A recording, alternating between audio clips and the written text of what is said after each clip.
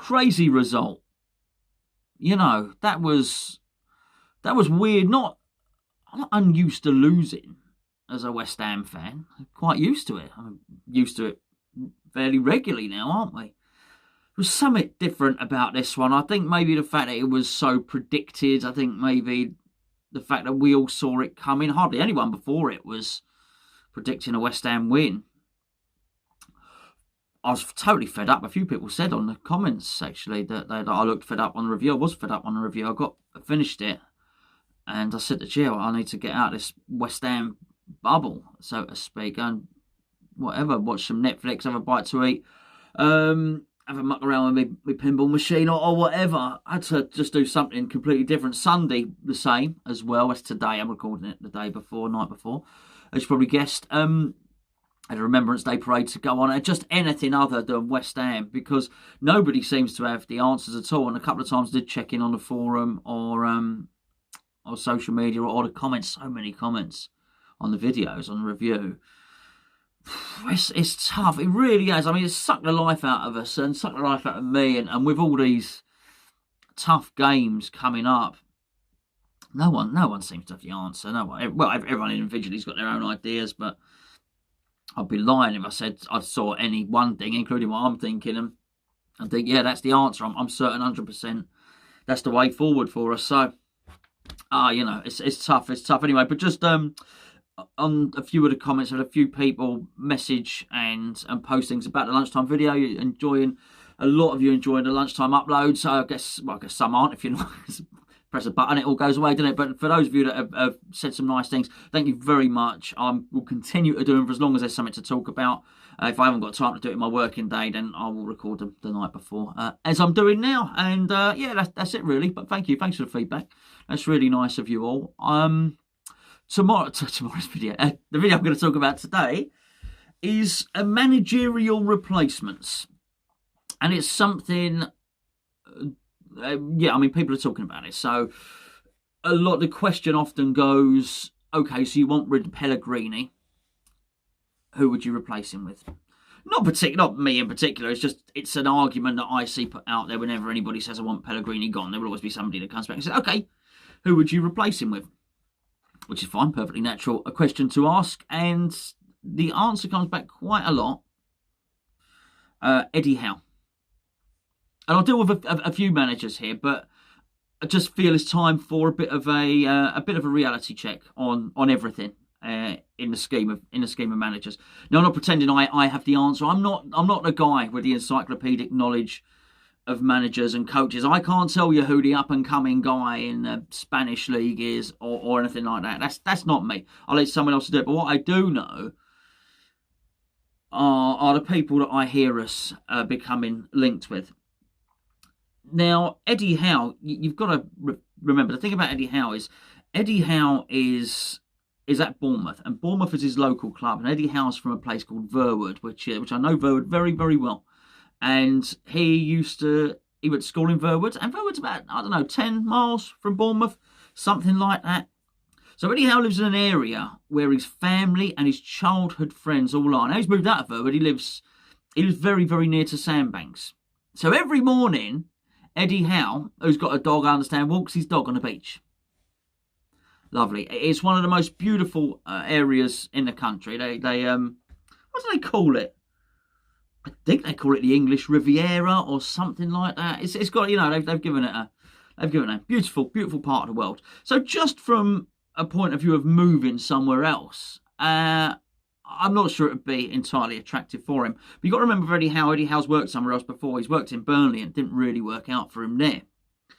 It could be argued that Sean Dyche came in and reaped the benefits of the seeds that Eddie Howe had sown. But actually, Eddie Howe didn't really get on too well up there. He's a Bournemouth boy. He understands the club and he understands the area.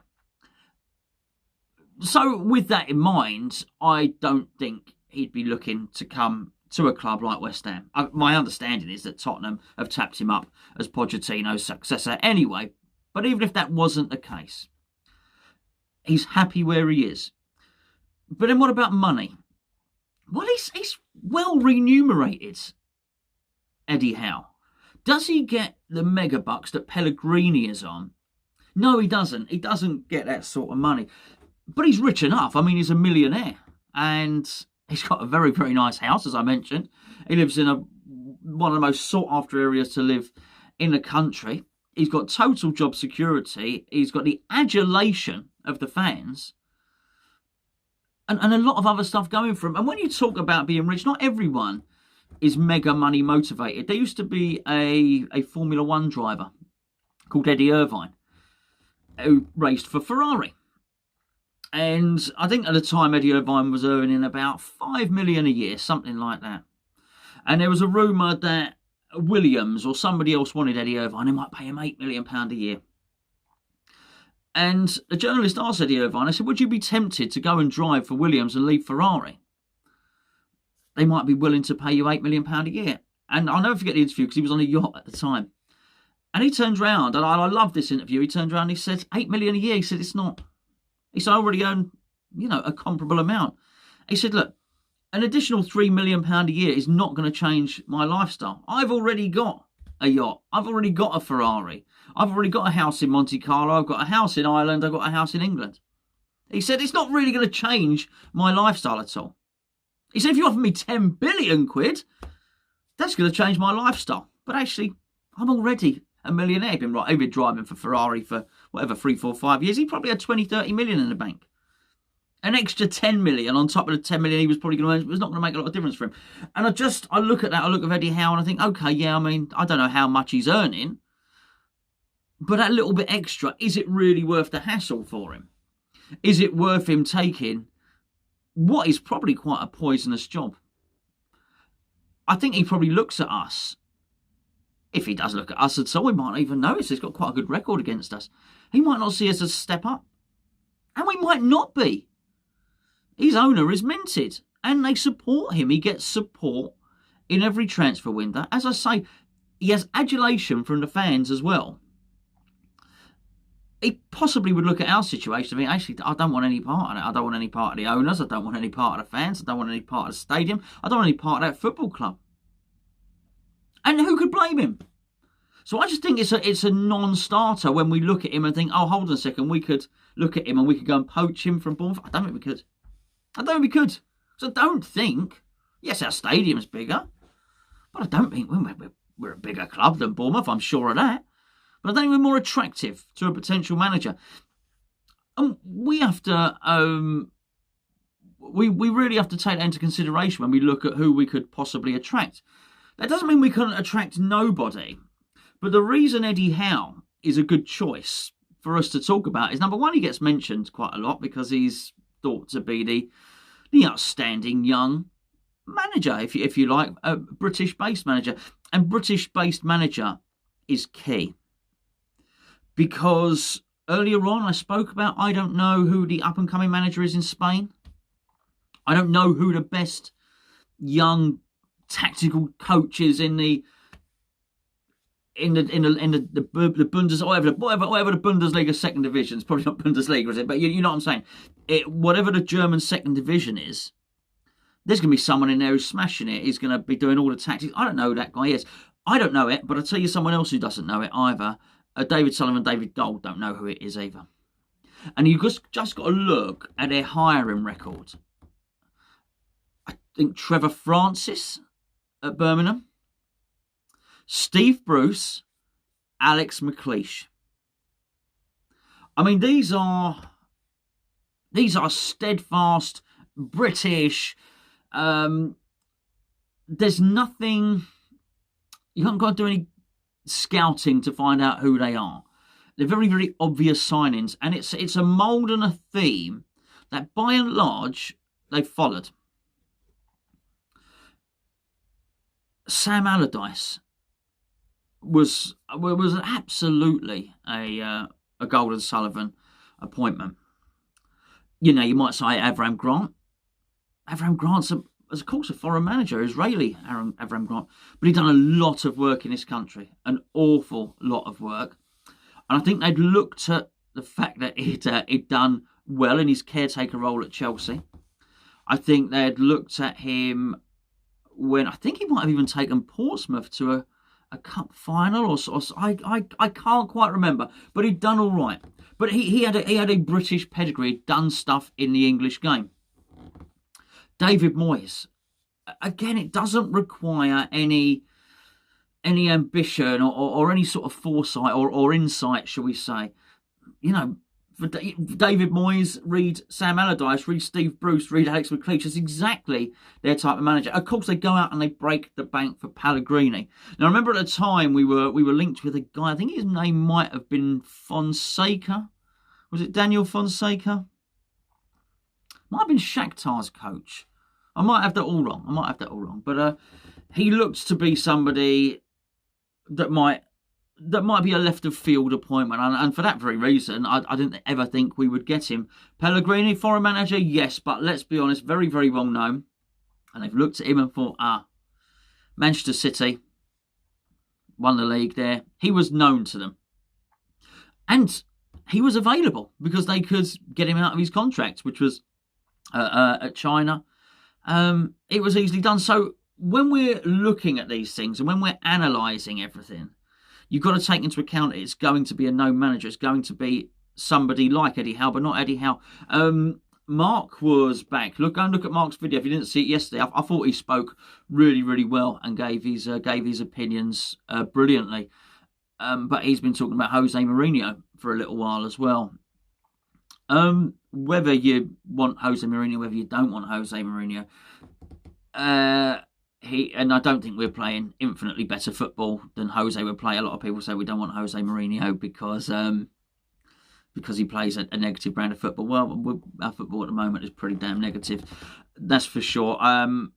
But let's not kid ourselves. It reminded me of the time when we got linked with Zlatan Ibrahimovic. People were saying, no, we don't want him. He's too old. As if little old West Ham United were good enough to turn down a player as good as Ibrahimovic. We weren't. And I think he actually, after that, even after his link with us, he went on and played for Man United and scored lots of goals. We are not attractive to Eddie Howe. And if we're not attractive to Eddie Howe, we're certainly not attractive to Jose Mourinho. Even if we could entice him, he would not work for Golden Sullivan. They are not the type of people that he would go and work for. I can tell you now.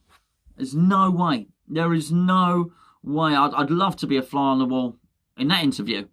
That would be sure. But again, he'll get a big job. I know his stock was quite low, wasn't it, really, after he went out of Man United. But I think now everybody knows and can see that Man United team. I think now everybody is aware that actually didn't really have very many good players there. And he'll get a job bigger than West Ham somewhere. So where do we get our next manager from? Well, I mean, a couple of people have said Harry Redknapp and Alan Pardew. I'll tell you what, I don't think we'll get them, but it's not so silly when you bear in mind the appointments that I just mentioned, like David Moyes, Alex McLeish, Steve Bruce, Sam Allardyce. Exactly the type of person that they possibly would want to appoint. Somebody else mentioned the Cowley brothers. Now, if you remember, Cowley brothers were at Lincoln. They did wonderful things there. Little bit of back history. I think they were PE teachers. They're brothers, obviously, as you'd imagine, with the Cowley brothers. They were PE teachers. I think at Braintree, possibly. Went to Lincoln, and they left Lincoln to go to Huddersfield. I think since they took it over at Huddersfield, maybe 2 wins, 3 draws, something like that. But anyway, they are thought to be quite deep thinkers, up and coming, sort of looking at football from a different direction. Innovative managers is the word I'm looking for. Forget it. Those are not the type of people we're going to get. Forget it. Slaven Bilic. Saw that a couple of times. Bring back Slav. No. No, not at all. I mean, I actually think he would. I got a suspicion he'd do all right. But I almost think it's rude to do that. I think he was treated brilliantly by the club. I don't think Julian Dix was treated brilliantly by the club. And I think certainly Dixie deserved to be treated well by the club. So, they were... well, I'm pretty sure one day the full story of all that will come out. But I think they're doing well at West Brom. And you always got to allow them to do well at West Brom. But to think that we could get him back into a room, considering what happened, considering the departure, to think that we could get him back into a room with David Gold, David Sullivan, Karen Brady, or whatever, and make it attractive for him to come back, again, I think is a complete fallacy. I can't. That is a ridiculous scenario that I couldn't ever see happening at all. When a manager's contract is terminated and there is a payoff, there are some clauses that are signed, some confidentiality clauses. That's the word I'm looking for. And there's certain things you can't be said. So you basically pay them off. They don't say anything about you. Nothing is really revealed to the press. But it's inconceivable to imagine that parting of ways between Bilic and his backroom team, who he was very, very loyal to, and so basically everybody lost their jobs. It's very, very hard to imagine that was a lovely, friendly interview, that everything went swimmingly and it was backslapping and shaking her hands. The statement came out, we'd like to thank Slav and his backroom staff for all their hard work and blah, blah. You know how the statement goes. It's a copy and paste thing, really, these statements. You change the name of the manager at the top and the club would like to thank everybody for all their efforts. It's PR spin. It's a load of old crap that nobody swallows. But if you scratch beneath the surface of that PR spin, that would have been an awkward meeting in a dressing room. Anybody that's ever been fired from a job or had to fire somebody, it's not a nice thing to do. It's not. It's awkward. It's they wouldn't have walked out their best buddies. And what it does, it certainly sours a relationship. So don't think that Slav and his team are walking back into a meeting with Gold and Sullivan and say, oh, yeah, we'd like to come back and work here. Again, you have to take it on the chin that West Ham might not be as attractive as we think we are. And actually, Slav might think he's better off at West Brom. It sounds ridiculous. Maybe it sounds ridiculous. But I don't think it is. That was Slav. There was another one as well who's I don't know. Name escapes me now. But I'm struggling to think of anybody, and I'm not. That's nice, fine. I'm not the guy to ask. I'm not the guy that's going to suggest people. There'll be people in the comments underneath that suggest people who know far more than me about who we can get. But I do know who we can't get. Because whilst I don't understand how the, as I say, who the up and coming tacticians are in the game, I do know how people work. I do know when people have had enough, and I do know what people would find attractive and not attractive. And you would take one look at West Ham at the moment as an outsider, and you would say, that is not a good environment to work in. It's not good at all. For different reasons, by the way, that it hasn't been good before. And I think it's possibly why we have to keep paying managers over the odds to come and take the job. Because quite frankly, I'm a plumber. And if someone wants me to change a tap, it's one price. If someone wants me to stick my hand down a toilet and clean that out, it's a very, very different price because it's a nasty job and I don't want to do it. And unfortunately, West Ham at the moment, we're not the tap. We're very much the toilet job, I'm afraid.